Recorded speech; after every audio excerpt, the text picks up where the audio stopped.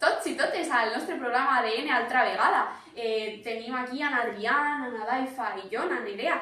I el nostre programa d'avui es tracta d'un tema molt important. Com podeu veure o veureu, anem a parlar de com es salven les vides amb les següents maniobres que explicarem ara en uns moments. La següent situació que veurem ara... No respira.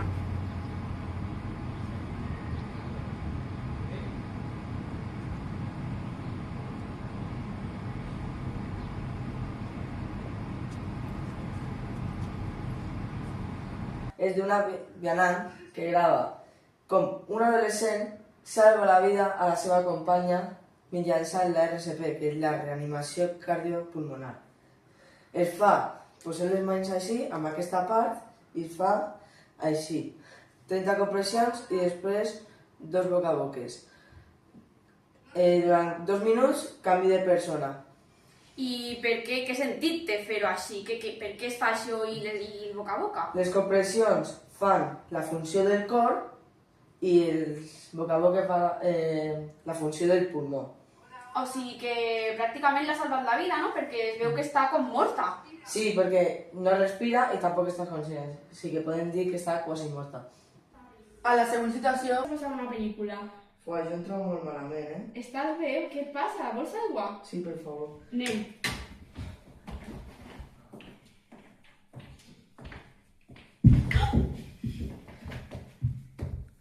Respira. Vale. Vale.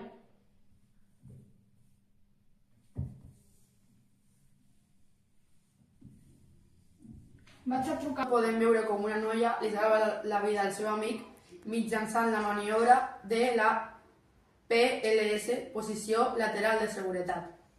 I això quan es fa? Quan sabem que hem de fer-ho? Quan la persona està inconscient però segueix respirant. I per què es fa? Perquè no s'ofegui amb la seva llengua i no s'atraganti amb el vòmit. Per últim, a aquest vídeo podrem veure com això va passar a un bar i ho va captar una càmera de seguretat.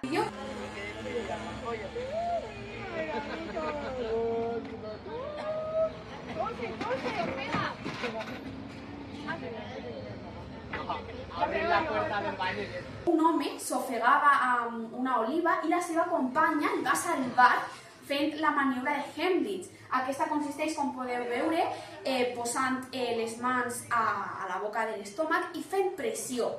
Però com ha passat aquesta situació, només es pot fer quan la persona ja no està tossint, quan la persona només no li entra l'aire. Aquí és quan hem de fer aquesta maniobra. Sí, està tossint i hem de deixar que sigui tossint perquè això significa que hi ha una entrada d'aire i que l'aliment pot sortir.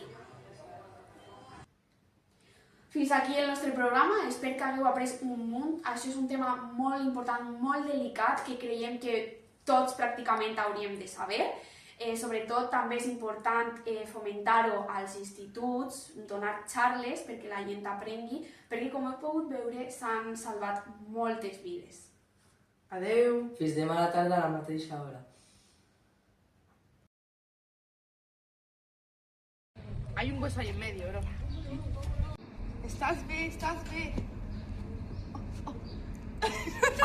En la següent situació veurem com... Fuà, ja ho he liat.